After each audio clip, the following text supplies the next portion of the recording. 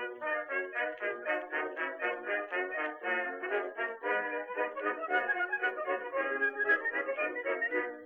to mighty London came an Irishman one day.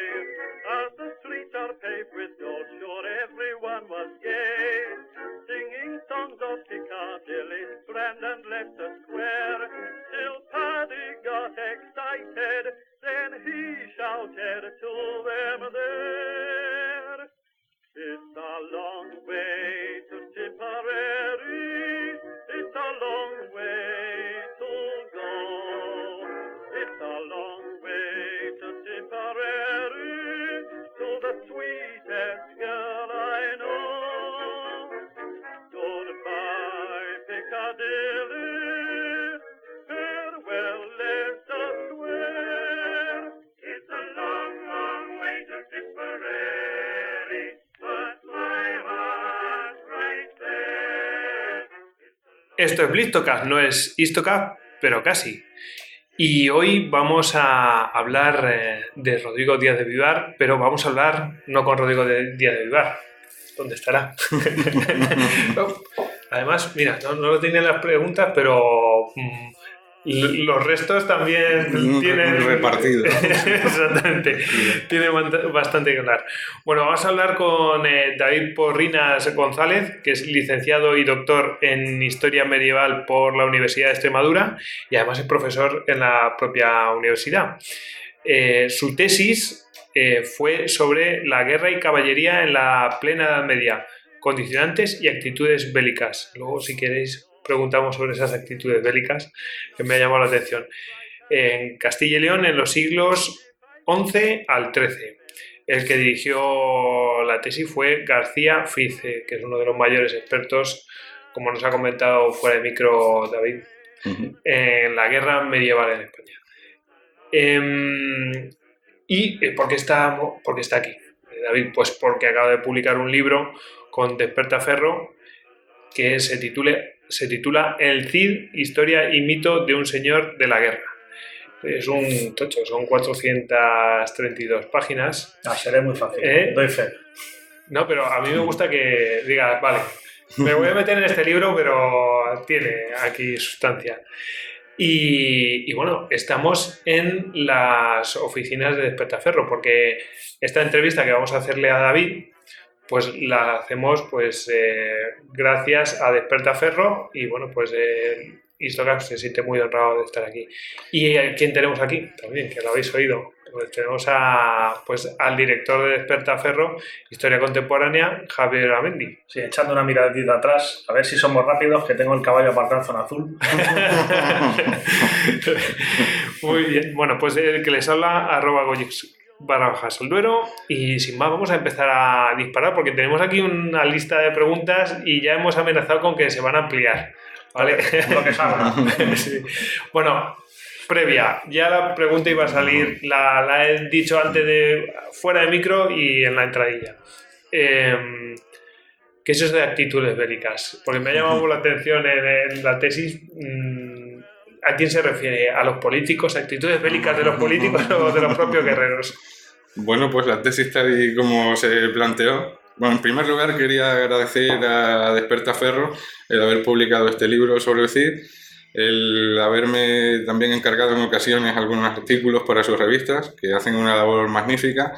Y estoy encantado también de poder participar en Histocast, que es un programa que llevo unos cuantos años escuchando y que me gusta mucho y que además recomiendo también, ¿no? O sea que muy agradecido por todo ello.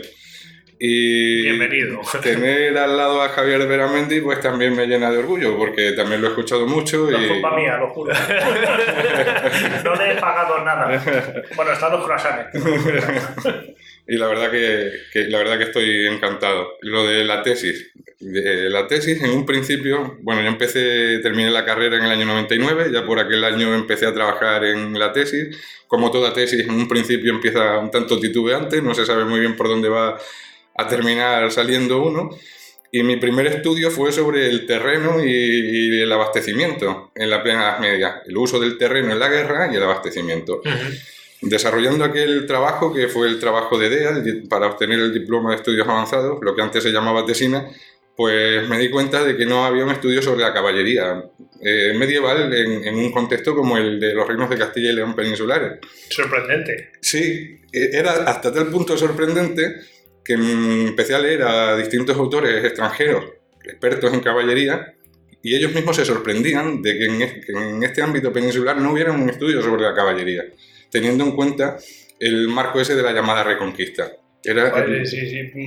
Prácticamente cuando hablamos de la Edad Media, por supuesto hay infantes, pero la caballería se supone que es el arma más, no sé, llamativa o... La reina de la fiesta. Sí, desde luego. Y además es un grupo social imprescindible para entender esa dinámica expansiva de los reinos cristianos. Había, sí, muchos estudios sobre órdenes militares, que es una parte de esa caballería, había estudios sobre milicias concejiles, pero no había un estudio de conjunto sobre la ideología caballeresca y la plasmación de esa ideología en la práctica de la guerra. Es, ya no digo sorprendente, que casi clama al cielo, ¿no? Sí. Porque, joder, hasta en eso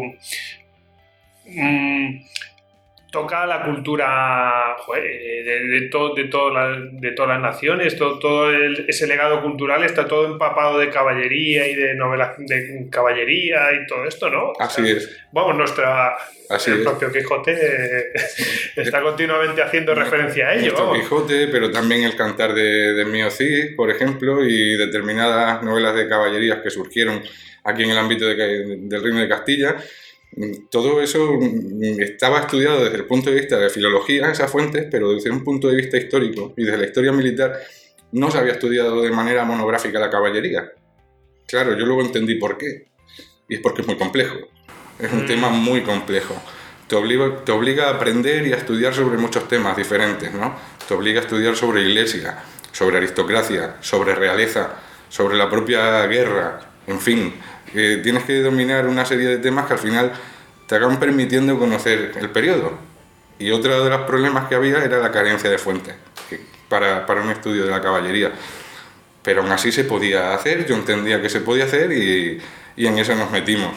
Y la tesis, tal y como está planteada, tiene una primera parte, que son 3 primeros capítulos, donde se estudia cómo se forja la caballería, quién crea la caballería, quién crea esa ideología caballeresca y por qué. Hay un capítulo dedicado al papel fundamental que tiene la Iglesia en la formación de la caballería. Hay otro dedicado a la realeza, también muy importante en la configuración ideológica y funcional de la caballería. Y por último, un capítulo sobre aristocracia guerrera, que es esencial porque es la mentalidad guerrera, que en algunos casos es intemporal y es universal. Ese código caballeresco, ese código guerrero, ese código de virtudes guerreras, acaba convirtiéndose en código de la caballería. Y ya lo de las actitudes es la última parte de la tesis en la que se analiza cómo todo ese código de caballería se plasma de manera práctica en la cotidianidad de la guerra, en las distintas formas de hacer la guerra medievales, en la batalla campal, en los asedios a fortalezas, en las cabalgadas predatorias, ¿verdad?, y lucrativas, y también en las operaciones especiales y un poquito en la guerra urbana, que son otras tipologías de guerra que no están demasiado bien estudiadas en la Edad Media. Por eso también lo de actitudes, como todo ese marco teórico previo que crean los distintos poderes medievales puede tener una plasmación en las formas de hacer la guerra y al final llegando a la conclusión de que todo ese código de caballería se crea con una motivación pragmática. ¿Y el código de caballería también tenía algún tipo de connotación moral o algo así? Sí. O podemos hablar, no llegando a ese extremo, ¿no?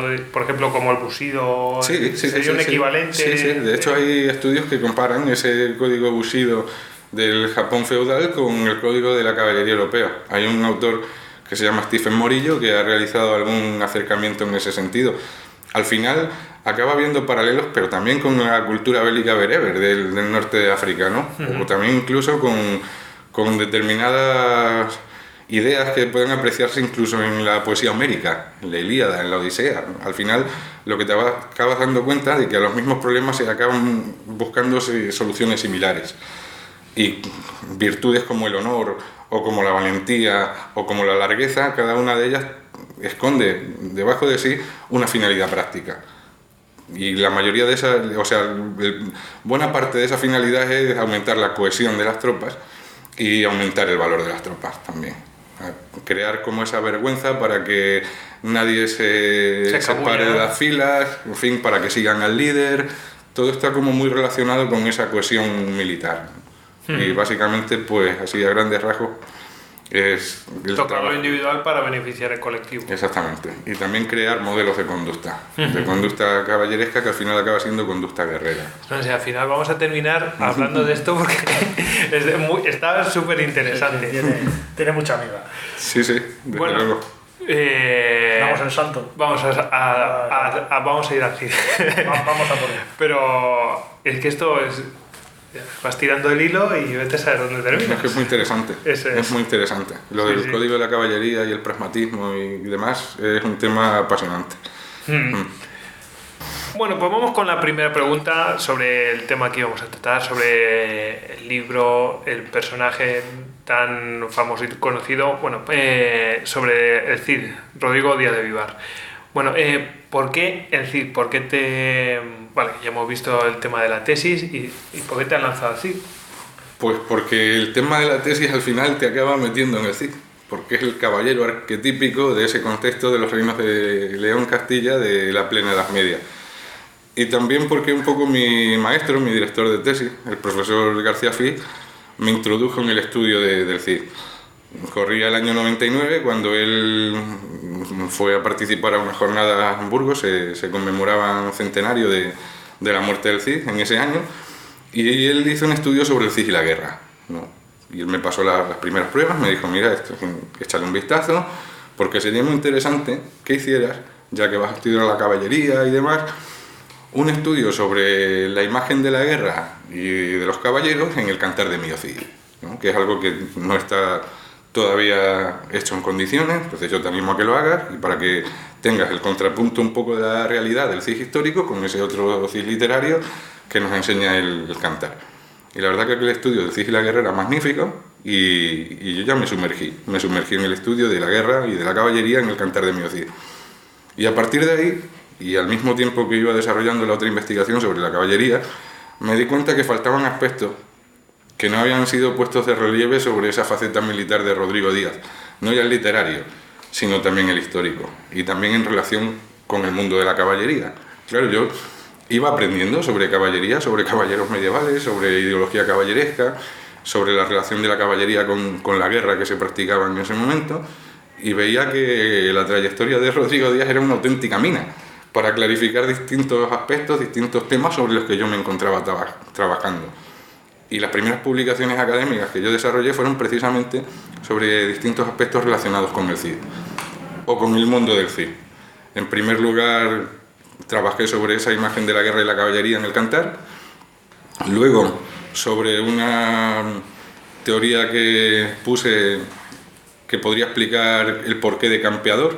Estaría muy relacionado con su capacidad bélica para vencer batallas campales, ¿no? Un tipo de operación escasa, arriesgada y evitada en este periodo en el que se desenvolvió el Cid. También desarrollé un estudio sobre la percepción de las fortalezas y de los castillos en las memorias de Atalá, que es un rey granadino, taifa, que elabora una crónica que son sus propias memorias, ¿no? y que es contemporáneo del Cid, aunque no lo mencione. En fin, que todo ello me fue metiendo un poco por ese camino y fui viendo que podían desarrollarse ideas tal vez nuevas o tal vez otros enfoques. Con el correr de los años pues seguí trabajando sobre el Cid al tiempo que trabajaba sobre la caballería, vi que era como muy complementario todo y empecé a recibir distintos encargos relacionados con el Cid, para determinados congresos, para determinados textos, y eso me obligó a seguir trabajando sobre el personaje. Hasta que en 2017 Despertaferro, Eduardo Cabana, me contactó porque querían elaborar un número de la revista sobre el Cid. Me pidió un poco de ayuda y entre los dos estuvimos un poco diseñando el plantel y demás. Escribí algún artículo para ellos relacionado con el Cid y después pues Alberto me dijo que sería muy interesante que todo ese trabajo de tantos años sobre el Cid cuajara en un libro. una publicación monográfica para dar sentido a todos esos años de trabajo. Y es por eso por lo que estamos aquí. El principal responsable de que este libro se haya escrito es posiblemente Alberto Pérez. Voy a enredar un poco. Enreda. Hablábamos del Cid como caballero arquetípico. Se modela la idea de caballería partiendo del Cid, se modela la idea que se tiene del Cid en los siglos XII-XIII partiendo de ese ideal de caballería. ¿Qué hay de cierto en el Cid? Porque claro, caballero arquetípico por las fuentes que nos llegan, pero sospechamos que pudo ser menos arquetípico, cumplía de verdad ese ideal de caballería. Como suele ocurrir en historia, pues realidad y ficción se entremezclan y se confunden. Lo que es un prototipo de caballería es el Cid literario, porque en el momento en el que vive el Cid histórico, el código de caballería está en pañales. De hecho, el gran siglo de la caballería en el que se desarrolla en condiciones ya la caballería, el que pone las bases y los cimientos es el siglo XII. Hay que tener en cuenta que Rodrigo Díaz no conoce ese siglo, pero sí es el siglo en el que se forma el poema de Mío Cid, el cantar de Mío Cid. Y el arquetipo caballeresco es el Cid, el cantar de Mío Cid. No es el Cid Rodrigo Díaz, ¿verdad? Ese cantar de Mío Cid pasa luego a las crónicas del siglo XIII y es prosificado en la primera historia general de España que se compone, que es la de Alfonso X el Sabio, que fue editada por Menéndez Pidal como primera crónica general, pero que en la época de Alfonso X se llamaba Historia de España. Esa es la primera historia oficial de España, y ahí el cantar es prosificado, ¿verdad? Y se le van añadiendo otros elementos nuevos, como por ejemplo el tema de la jura de Santa Gadea y demás, y ahí es ya cuando verdaderamente se convierte en un arquetipo caballeresco, en un modelo de virtudes caballerescas que en muchos sentidos muy poco tiene que ver con el Cid histórico que nosotros conocemos. Pero claro, surgen esos códigos, ¿no?, que estás hablando el siglo siguiente, y claro, ¿a quién cogen de ejemplo? Pues cogen a uno que lo estuvo haciendo, bueno, que destacó, sí, desde luego. Sí. Entonces dicen, pues vamos a coger a este como ejemplo, tal. A lo mejor fue así. Sí, se produce un fenómeno muy parecido con Fernán González, el primer conde de Castilla, ¿verdad? Uh-huh. Se les convierte en héroes épicos, porque además también Fernán González ha generado a mediados del siglo XIII otro cantar épico, el poema de Fernán González. Y además tú comparas Cantar de Mío Cid con poema de Fernán González, y en cuanto a lo que es la imagen de la guerra y la caballería son muy similares. Eso te está un poco situando en un arquetipo, en un modelo que se ha creado para mostrar lo que debe ser un caballero ideal, ¿verdad? Igual que los caballeros o los guerreros que aparecen en la Ilíada de Homero son caballeros ideales, ¿verdad? Pues en este caso los dos grandes héroes, que además son símbolos de Castilla. Hay que tener en cuenta que Castilla y León han estado enfrentados y que ya son unificados en el reinado de Fernando III, ¿no? Y se acaba imponiendo la ideología que se llama castellanista, lo castellano frente a lo leonés. Y los héroes que se proponen desde la corte castellana son precisamente castellanos. Son el conde Fernán González y Rodrigo Díaz, el Cid campeador. Y a partir de ahí también se crea la identidad de Castilla, fundamentada en sus héroes, que serían como una especie de padres fundadores en lo militar, que sigue muy vigente porque la lucha contra los musulmanes continúa y se necesita también crear un poco modelos motivadores en los cuales puedan fijarse esos caballeros actuales que están participando en esa llamada hoy día reconquista. No sé si más o menos es complejo, pero es como crear un patrón. ¿Y a quién eliges? Pues eliges a los que han tenido una significación especial en el Reino de Castilla y que se han destacado en su presunta lucha contra los musulmanes. Uh-huh. Y además esto me da para otra pregunta que va saliendo, pero claro, es el cantar, estos cantar poemas tal, tienen un efecto no solamente de cohesión, sino propagandístico. Completamente. De hecho, hay una interpretación que es muy sugerente, y es aquella que yo entiendo que puede ser, que de hecho la he defendido, que el cantar de Mío Cid, en su versión ya escrita, en la de finales del siglo XII, principios del siglo XIII, pudo actuar como un elemento motivador para aquellos caballeros que iban a participar en la batalla de las Navas de Tolosa, porque se pone por escrito entre la gran derrota de Alarcos, en la que las tropas de Alfonso VIII de Castilla son aplastadas, y la batalla de las Navas de Tolosa. Y además, si se mira con detenimiento, a veces da la sensación de ser como una especie de guía militar para afrontar una batalla campal. Y la de las Navas de Tolosa fue una cruzada planteada desde el mismo principio como una batalla campal. La cruzada de las Navas de Tolosa, que fue sancionada por Inocencio III, por el Papa, que fue predicada por Rodrigo Jiménez de Rada, el arzobispo de Toledo y también cronista, fue una campaña planteada desde sus inicios como una batalla campal. Y la guerra que vemos en el Cantar de Miocid es básicamente una batalla campal, o una sucesión de distintas batallas campales. Da la sensación de que ese cantar fue aprovechado, fue puesto por escrito por intelectuales relacionados con la corte de Castilla, que estaba ya preparando esa batalla en respuesta a la derrota que habían sufrido años atrás en Alarcos. A que sería elemento motivador para los caballeros, pero también una especie de guía, porque ahí no vemos al caballero temerario que encontramos en otras composiciones épicas.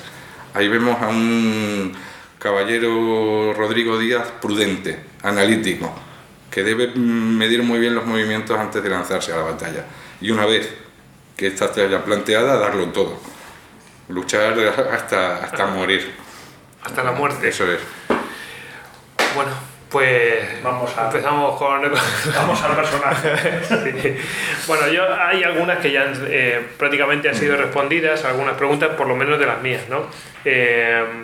Y yo creo que la mía y la de Beramendi pues están relacionadas. Yo preguntaba, por ejemplo, quién fue Rodrigo Díaz de Vivar, y yo creo que da pie a tu pregunta. Tenemos algunas pistas, ¿no? Sí. ¿Cómo surge un personaje como el Cid? Es decir, porque la nobleza castellana, leonesa, de Pamplona, de Aragón, es decir, digamos que tiene un estatus nobiliario, parece ser que alto, relativamente alto, y hay mucha más gente como él, pero aparece el Cid, y es el Cid, ¿no? Es decir, no parece que sea un fenómeno. Si es verdad que en otros países hay otros casos similares, pero en el contexto de la península ibérica conocemos al Cid y no hay más personajes como él.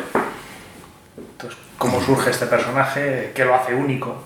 O por lo menos por el conocimiento que tenemos de la época. Pues es un mundo en el que podían haber surgido otros Cid, ¿verdad? Otros personajes que hubieran desarrollado una trayectoria similar a él, y sin embargo es él, solo él. ¿Por qué? Pues posiblemente por él mismo. Por él, que él tenía unas cualidades y unas ambiciones y unas destrezas que a lo mejor otros no tuvieron, especialmente esa ambición y ese talento militar.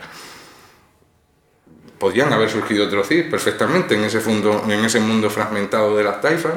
Podía haber habido algún otro guerrero que se convirtiera en comandante de una tropa y que pudiera haber intentado lo que consiguió Rodrigo. Y es verdad que solo fue él, ¿verdad? ¿Por qué? Pues posiblemente las causas de eso haya que buscarlo en el propio personaje, que es único en algunos aspectos, es excepcional en algunos aspectos. Bueno, hay quien habla también de que hay una especie de Cid de los condados catalanes, anterior al Cid. Lo que pasa que quizás no es comparable, porque no son comparables las proezas que pudo realizar uno y otro. Y hay un personaje parecido al Cid, pero es ya un siglo posterior, o algo menos de un siglo posterior, que es Geraldo Sempavor, al que llaman precisamente Cid portugués, que está a punto de conseguir algo parecido a lo que consigue el Cid en Valencia, pero fracasa, y es crear un señorío propio en la zona de la actual Extremadura, entre los ríos Guadiana y Tajo, conquistando una serie de posiciones, y al final no puede dominar Badajoz, como sí pudo Rodrigo Díaz dominar Valencia, que sería la ciudad más importante de ese contexto. Badajoz en la taifa, Badajoz en la parte occidental de la península ibérica, Valencia en esa taifa en la que actúa Rodrigo Díaz, y Geraldo fracasa en la conquista de Badajoz, lo intenta, también lo asedia con mucha intensidad, pero no puede dominarla. Y ese señorío no puede cuajar, no puede desarrollarse sin el dominio de la ciudad que puede controlar todo ese territorio.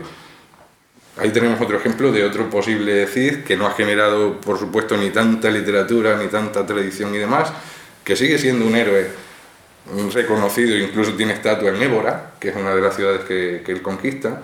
Él conquista fortalezas con una táctica muy arriesgada, que es como si fueran operaciones especiales, aprovechando noches muy tormentosas y muy lluviosas, con muy pocos hombres muy bien adiestrados, escalar murallas, neutralizar guarnición, abrir la puerta para que pasen el resto de la hueste que está esperando fuera. Así conquista Cáceres, Trujillo, Montánchez, Monfragüe, Évora, Serpa, Jurumeña, una serie de fortalezas que configuran un señorío virtual entre esos dos ríos que pasan por Extremadura.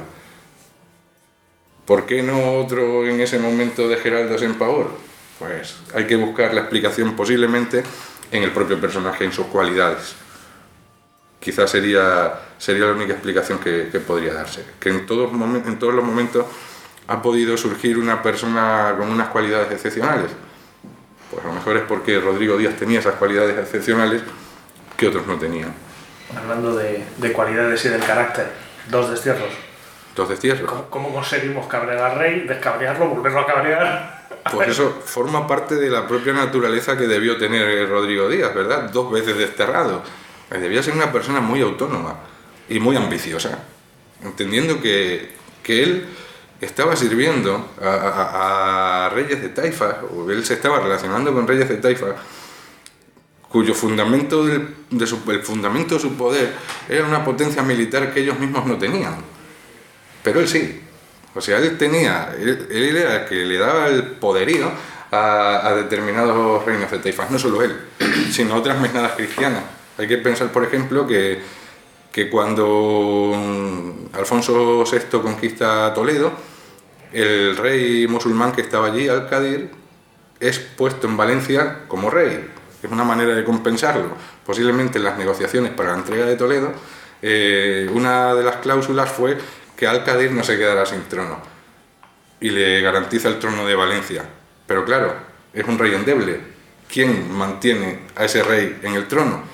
Una mesnada de caballeros de Alfonso VI comandada por Álvar Fáñez, que actúan como protectores de ese personaje. El fundamento del poder y lo que permite que Al-Qadir se mantenga en el trono de Valencia es una mesnada cristiana, como la que podía tener Rodrigo Díaz. Entonces, ¿por qué no puedo? O sea, porque si hay otros que están gobernando con bastante menos mérito que yo, ¿por qué no puedo hacerlo? Pero claro, Alfonso VI tenía sus propios planes diplomáticos, militares, expansivos, de encizañar a las distintas taifas unas con otras, y tenía muy claro cómo tenía que ser esa política. Y Rodrigo Díaz era un verso suelto. Él tenía su propio plan, que no tenía que ver con esos otros planes hegemónicos, a lo mejor de su rey.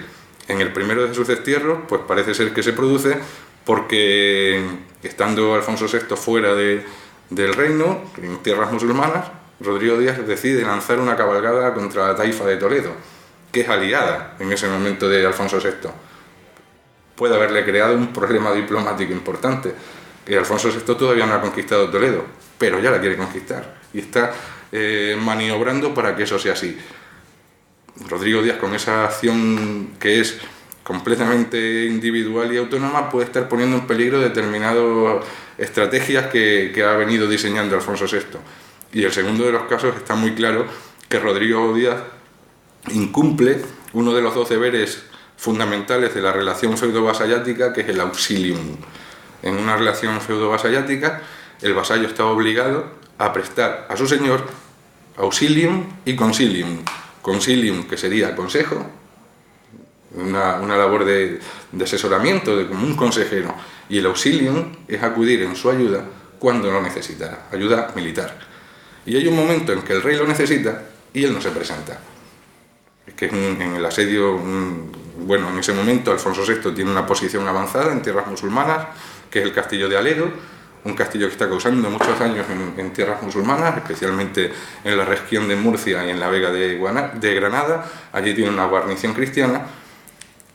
Acaban de entrar los almorávides, ya han derrotado a Alfonso VI en Sagraja, en la batalla de Zalaca. Que ahí salió vivo de casualidad. Salió vivo de milagro, resultó herido, pero salió vivo de milagro. Y claro, ya volvemos otra vez a las cuestiones personales. Estaría ardiendo en deseos el propio rey Alfonso de tener la oportunidad de sacarse la espina que se le había clavado con esa derrota de Zalaca, ¿verdad? Los almorávides asedian ese castillo de Aledo, que está siendo tan dañino para el Andaluz, y Alfonso VI moviliza a sus tropas para levantar ese cerco, para expulsar de allí a los almorávides y andalusíes que están asediando Aledo. Y en ese momento es llamado por el rey, no una, sino varias veces. En ese momento, Rodrigo Díaz está actuando como agente de Alfonso VI en Valencia, haciendo lo mismo que había hecho antes Albert Fáñez. Y no llega, y no acude, y llega tarde, y llega mal. Es fácil entender que el rey pudo pensar que había incurrido en un delito de traición, porque había fallado en esa obligación casi sagrada que es la del auxilium. Está justificado. Volvemos a ver en esas circunstancias pues a un personaje que va mucho a lo suyo. Él estaba consolidando una red tributaria y logística en torno a Valencia, actuando ya como una especie de señor virtual, y aquello, el llamamiento de su rey, un poco podía apartarle de la tarea que él estaba teniendo allí, y a lo mejor es por eso por lo que lo retrasa y no llega a tiempo. Pues ahí estaría justificado un destierro, que por otra parte es algo completamente regulado en el derecho de la época. Rodrigo Díaz no es el único desterrado, hay otros desterrados también, que son contemporáneos de Rodrigo Díaz. En principio, en una situación como esta, los señoríos se conservaban, se perdían. Claro, es decir, tenía su patrimonio, ¿verdad? Un patrimonio en Castilla. ¿Qué pasa con eso? Realmente se le convierte en un desposeído total, es decir, te buscan la vida o sigues manteniendo esa conexión. En el segundo caso, en el primero de los destierros, no es desposeído. Se regulaba, o sea, especialmente lo que determinaba la desposesión era si el destierro se había producido por el delito de traición, que es como el más grave que se podía perpetrar en ese mundo feudal, ¿no? En el segundo de los destierros no solo hay desposesión del patrimonio de Rodrigo Díaz, sino también apresamiento de su familia. El rey mantiene durante unos días apresado a su mujer y a sus hijos, a sus hijas y a su hijo. O sea que se contemplaba esa posibilidad de desposeer al que era desterrado, sí. Bueno, la verdad es que va respondiendo preguntas, pero va respondiendo más preguntas, como una cosa lleva a la otra. Sí, es inevitable.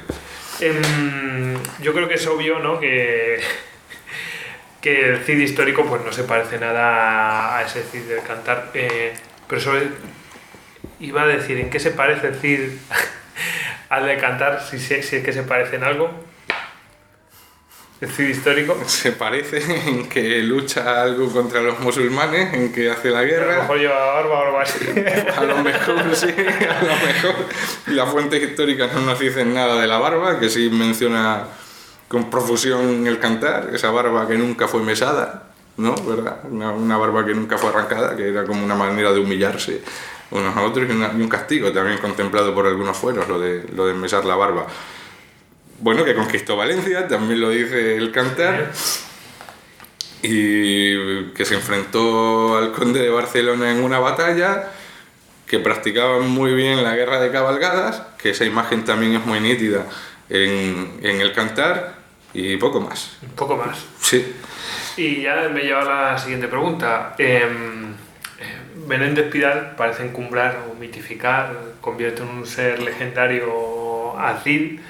Y, por ejemplo, Richard Fletcher muestra a un mercenario descarnado, directamente. Además, aprovecha y le da un par de tortas a Menéndez Pidal. El Cid histórico que has investigado, ¿a cuál se aproxima más? Pues se aproxima más al de Fletcher. Sí, de hecho a mí el de Fletcher es uno de los libros sobre el Cid que más me han gustado. Ese y el de Martínez Díez, el de Gonzalo Martínez Díez. El de Martínez Díez a lo mejor es un poco menos analítico, pero sí es una biografía estupenda sobre el Cid. Y el de Fletcher tiene el mérito de haber sido el primer libro sobre el Cid que se escribe en 70 años, que se dice pronto. O sea que hasta entonces nadie había escrito... habían pasado 70 años. Sí. Fua. Menéndez Pidal publica La España del Cid en el año 1929 y el Cid de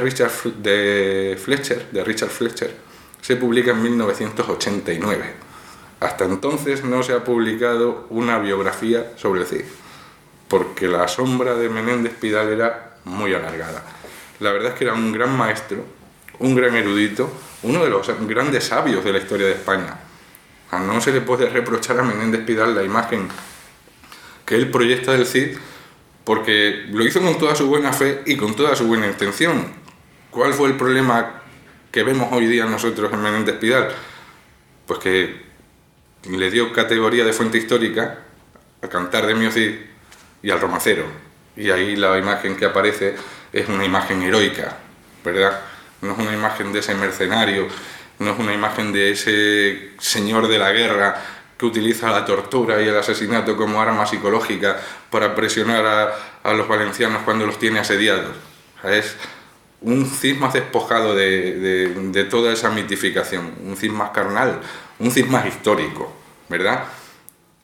Ahí, a lo largo del siglo XIX, se producen avances en el conocimiento del Cid.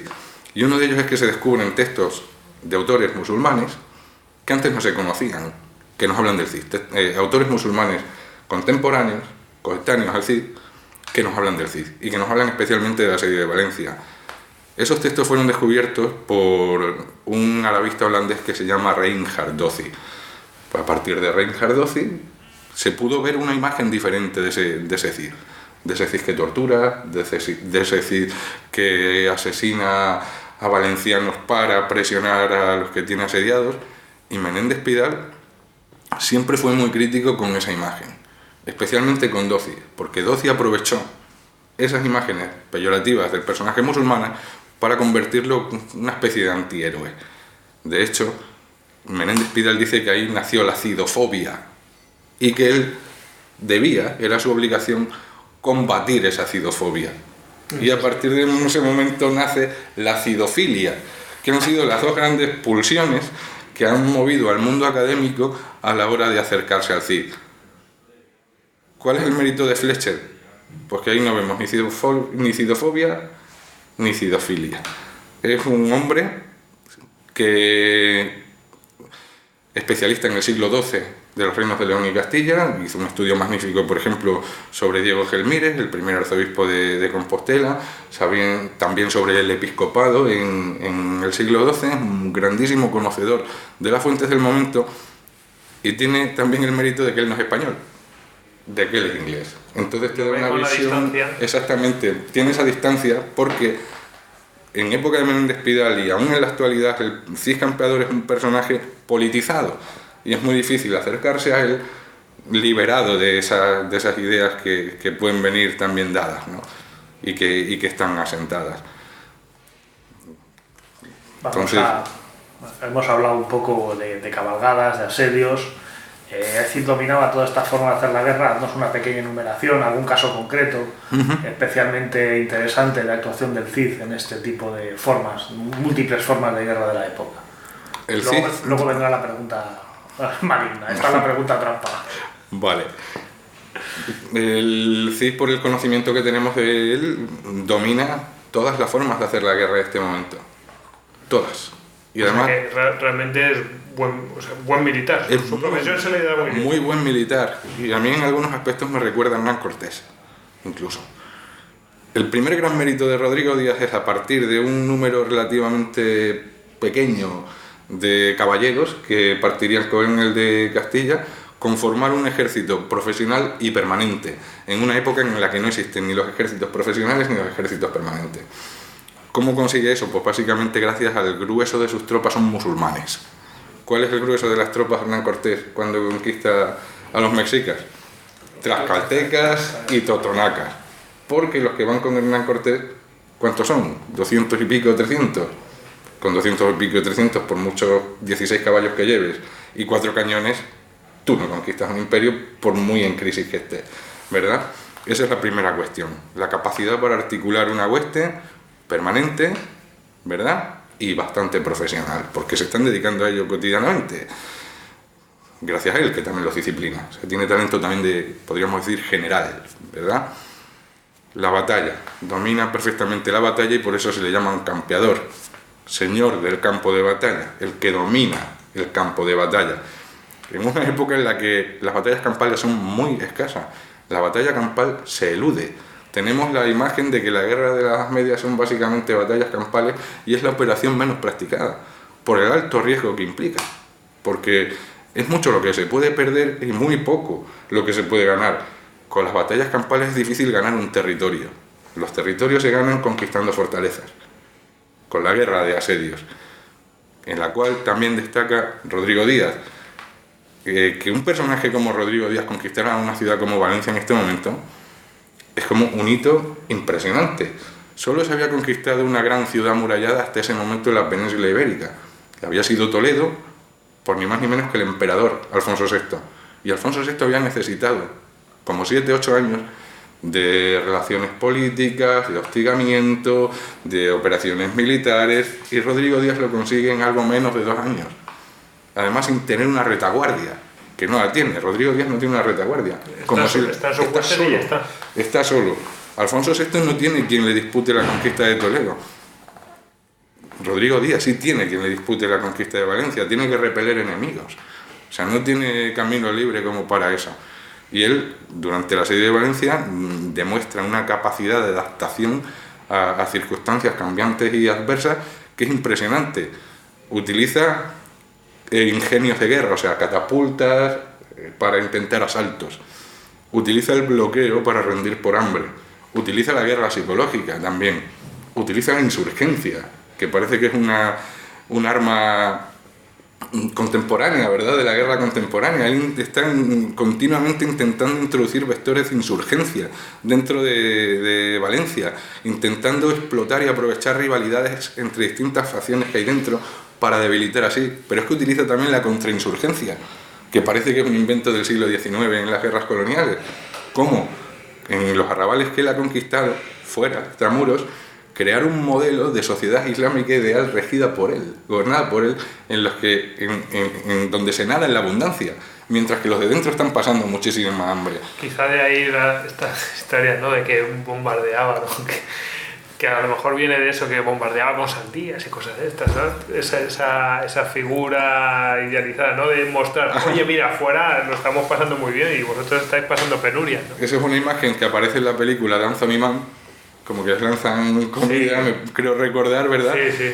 No a lo mejor hasta ese punto, porque a él le interesaba que los de dentro se murieran de hambre para rendir la ciudad, pero él sí crea en esos arrabales que él ha conquistado y ha demolido prácticamente, o sea, ha creado una sociedad islámica gobernada por él, donde fluyen las provisiones, donde fluyen las mercancías, donde cualquiera puede ir a comprar o a vender, donde se vive muy bien, a pesar de estar regidos por un guerrero cristiano, ¿no? Y es el modelo que él les está planteando a los que están dentro. Podéis estar así.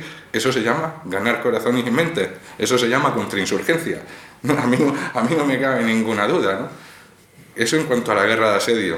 Y ya por último la cabalgada, que la explota con muchísima intensidad y que es necesaria para él. Para mantener ese ejército permanente necesita estar continuamente haciendo la guerra. Porque esas cabalgadas predatorias... los raids y esto sí. Sí, las razias. Las razias le permiten el abastecimiento sobre el terreno, la consecución de botín, pero también presionar a distintos señores que hay alrededor de Valencia para que le paguen tributos. Y él consigue crear una red tributaria gracias a la presión bélica que consigue gracias a esas razias. O me pagas o te arraso el territorio y te creo inestabilidad política, porque tus súbditos no se sienten protegidos. Porque piensan que cualquier día el trabajo que llevan haciendo ellos en sus campos va a desaparecer con mi racia, ¿no? Lo utiliza para crear esa red tributaria, pero también lo utiliza como una maniobra de distracción. Hay un momento en el que él ya tiene preconcebido que quiere ser señor de Valencia, y Valencia, aprovechando una de sus ausencias, es asediada por Alfonso VI, apoyado por mar por flotas genovesas y pisanas. En ese momento la manera de actuar del campeador es lanzar una cabalgada intensísima, muy cruenta, por tierras del reino de Castilla, para que luego digan que nunca se enfrentó a su rey y que qué buen vasallo. En ese momento, para apartar a Alfonso VI de Valencia, lo que hace es atacarle su propio territorio. Y el rey se ve obligado a acudir a su territorio para defenderlo, claro, y se aparta de Valencia, se aparta del asedio. Se utiliza también la cabalgada como elemento de distracción. Es, pues, un gran dominador de distintas formas de hacer la guerra que se practican en el momento. Qué interesante. ¿Y una derrota? Ninguna. Parece una especie de factor suerte. Sí. Las crónicas han pasado por encima con delicadeza. Derrotas ninguna, herido y de relativa gravedad 2 veces. Pero como había conseguido articular un ejército, una hueste tan bien cohesionada, no importaba que cayera el líder, porque los demás seguían combatiendo. De hecho, él en la batalla de Tébar, del verano del año 1090, le enfrenta a una coalición del conde de Barcelona, Berenguer Ramón II, y del taifa de Lérida, Tortosa, Denia, a Gif, ¿verdad? Se enfrentan en un terreno muy abrupto, muy quebrado en el maestrazgo turolense, una zona, no sé si conocéis, pero es de roquedo, de valles profundos, de bosques cerrados y demás. Utiliza el terreno de una manera muy artística él, y además utiliza también la difusión de rumores para dividir a un ejército enemigo que es más poderoso que el suyo, y en esa ocasión, durante la batalla, él cae del caballo y queda muy magullado, necesita luego algunos meses para recuperarse. Sin embargo, sus hombres continúan peleando y ganan esa batalla, cuando lo normal en una batalla es que cuando caía el líder cundiera el pánico y todo el mundo se dispersara y viniera la derrota. Ahí a lo mejor tiene que ver pues los segundos, ¿no? Sus manos derechas, ¿no? Sí. Que debía tener una oficialidad. Sí, entre comillas, no, debía tener una cadena de mando. Y posiblemente dentro de esa cadena de mando, alguno de los personajes importantes fuera musulmán incluso. Porque es que demuestra adaptarse al mundo islámico muy bien. Y para eso necesitas conocedores de ese mundo islámico. Es posible que en esa cadena de mando que posiblemente él tenía, hubiera algún personaje musulmán. De hecho, el mayordomo que él tiene en Valencia, cuando él no está, el que gestiona su renta, es un musulmán, precisamente. Es un almojarife, que se dice en la lengua de la época, un almojarife que es musulmán. Hasta ese punto él le daba confianza, claro. ¿A quién vas a destinar a un puesto como ese? Pues a una persona que conoce profundamente el mundo islámico que él está gestionando. Y la segunda de las heridas, muy grave, es en una cabalgada de estas, una racia intensa que lanza contra el Albarracín para que le pague tributos, y el señor de Albarracín, que es un rey taifa muy veterano, ya posiblemente octogenario, le lanza como una especie de operación especial. Lo mejor que tiene, unos 15 jinetes que van a por él, que van a neutralizar al propio Rodrigo Díaz, aprovechando que se encuentra relativamente aislado, y ahí recibe una lanzada en la garganta, que también le tiene fuera de combate un tiempo. Para haberlo matado. Perfectamente. Nunca mejor dicho. Sí. O sea que derrota ninguna, pero posibilidades de haber muerto alguna que otra, y lo que los musulmanes llaman baraka, también. Se ha tocado como por el dedo de Dios. Ibn Basan, un autor musulmán del momento, dice que es un prodigio de su Dios, que con su poca mesnada había conseguido derrotar a tropas mucho más numerosas que las suyas. O sea, el factor suerte también hay que contemplarlo. De ahí a lo mejor también el apelativo del Cid. Lo decís a diferencia de campeador, que sí, es un epíteto que él utiliza en vida incluso. El único rastro, el único vestigio de su firma, o sea, de su letra, lo encontramos en un documento del año 1098 mediante el cual él convierte la mezquita de Valencia en catedral cristiana, nombra un obispo y dota económicamente ese señorío eclesiástico. Ahí él firma como yo, Rodrigo el Campeador. O sea, él se identificaba con ese epíteto. Se sentía orgulloso además de él porque firmaba como tal, ¿no? Lo de Cid, Sidi, no aparece en las fuentes históricas del Cid. La primera aparición se produce en el Prefatio de Almería, poema de Almería, que es una composición poética de mediados del siglo XII que narra la conquista de Almería por una cruzada comandada por Alfonso VII, emperador, y en la que participaron también flotas de Génova y de Pisa. Ahí aparece ese Meo Cidi, que sería la primera mención en el tiempo a lo de Cid, a lo de Cidi. Bueno, la verdad es que fuentes hemos visto un montón. Pero ¿de qué tenemos menos información y de qué te gustaría tener más información? Que no es lo mismo, pero... Sí. ¿De qué tenemos menos información? De sus años iniciales. Son muy poco conocidos sus años iniciales. Tenemos muy pocos datos. Me gustaría tener más información sobre quién fue el autor de la historia Roderici, que es una fuente fundamental para conocer ese Cid histórico. Yo creo que podrían aclarársenos muchas incógnitas que tenemos si conociéramos al autor de esa elaboración. Me gustaría mucho saber más sobre Jimena y sobre el papel que desempeña ella gestionando el patrimonio cuando él no está, el patrimonio que tienen en Castilla, y luego también el papel fundamental que desempeñaría como señora de Valencia cuando él muere. Me gustaría conocer muchísimo más sobre el único hijo varón que tiene, cuáles fueron sus circunstancias, si se crió en la corte de Alfonso VI como se habría criado él en la de Sancho II, como una especie de pupilo a lo mejor para mantener la fidelidad del padre. Me gustaría saber qué tipo de relación tuvieron padre e hijo. Me gustaría saber la relación que tuvo real Alfonso VI con Rodrigo Díaz y cuáles fueron los verdaderos motivos que pudieron llevarle al primer destierro. El segundo más o menos podemos tenerlo claro. Hasta qué punto incluso pudo actuar como un agente doble de Alfonso VI en Zaragoza, porque Zaragoza era muy apetecida por Alfonso VI. Era una zona muy rica en el Valle del Ebro.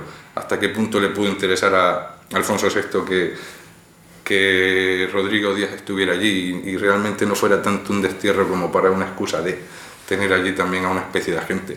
Me gustaría saber muchísimas cosas que no sé, la verdad, pero entiendo que eso le pasa. Me gustaría muchísimo conocer la fisionomía de la hueste de Rodrigo Díaz y ver ahí esa presumible cadena de mando que es esencial para entender sus éxitos militares.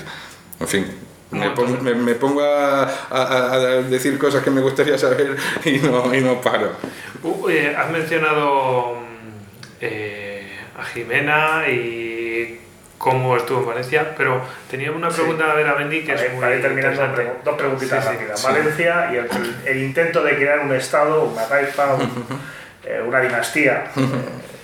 Al final, ¿cómo acaba aquello? ¿Cómo se hacía? Es decir, porque yo sé que hay contactos con la iglesia, en fin, hay todo un entramado que al final fracasa. ¿Cómo fue aquella historia? Pues es un aspecto muy interesante que tampoco ha sido demasiado abordado hasta hace relativamente poco tiempo, porque claro, Rodrigo Díaz ha conquistado una ciudad, que no un señorío, porque él no para de lanzar campañas militares después de la conquista de Valencia. Una cosa es conquistar, otra cosa es consolidar y gobernar. Él tiene un ejército, no tiene un pueblo, no tiene súbditos. Los que han sido sus enemigos tienen que convertirse en sus súbditos, ¿no? Gestionar ese señorío. Y él durante los primeros 4 años, se comporta como un rey de taifas más, funcionando, aplicando la ley islámica, respetando las costumbres que tienen ellos, sus propiedades y demás.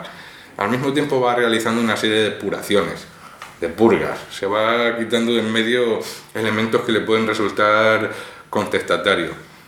Y hay un momento en el que algo cambia y en el que inicia una cristianización de ese señorío valenciano que entendemos que es tardía, que se produce 4 años después de la conquista. Y yo entiendo que es porque su único heredero varón ha muerto, porque ha muerto su hijo Diego en la batalla de Consuegra el año antes, en el año 1097, sirviendo en el ejército de Alfonso VI, precisamente. A partir de ahí lo que le quedan son 2 hijas, y en esos momentos de finales del siglo XI, que una mujer gobernara era realmente muy complicado, y más un señorío amenazado por un nuevo enemigo como eran los almorávides. Las opciones de crear una dinastía, bastantes de esas opciones habían desaparecido con la muerte de su único hijo. tenía que buscar, como fuera, aliados. Y el mejor aliado posiblemente que podía tener en ese momento era el Papa, precisamente. El Papa de Roma, que ya había iniciado la cruzada, esa que acaba desembocando en la conquista de Jerusalén.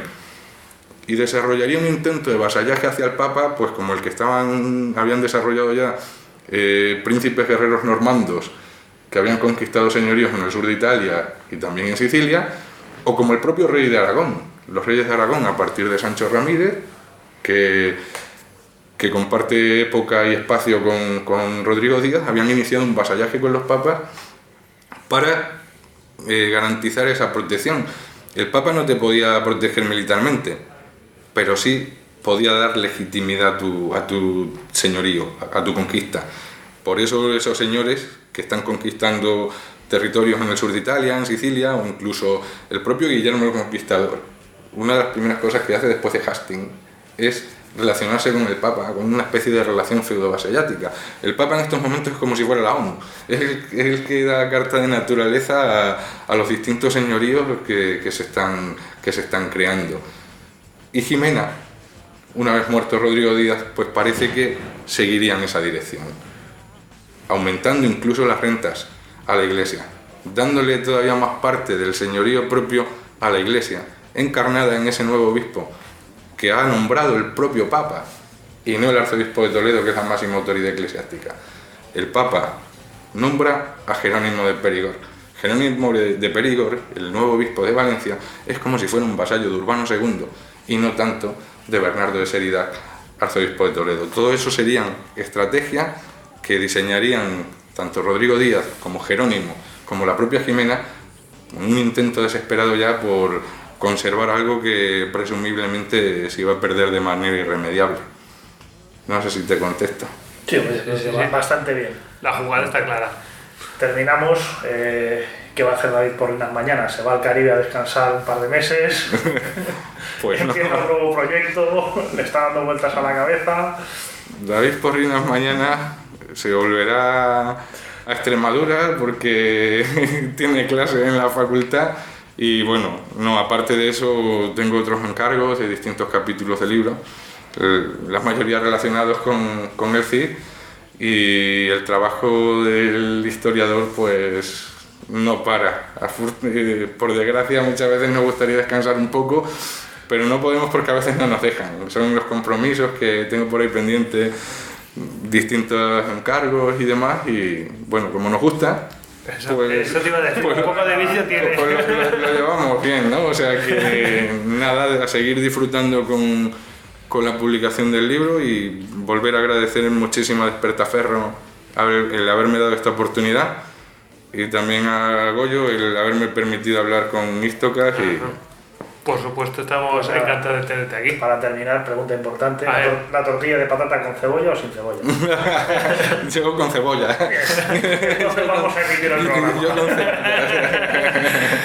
Bueno, pues nada, David, te damos las gracias por estar con nosotros, y yo creo que a los oyentes les habrá parecido súper interesante. De hecho, la pregunta es, joder, ¿esto da para un Instagram?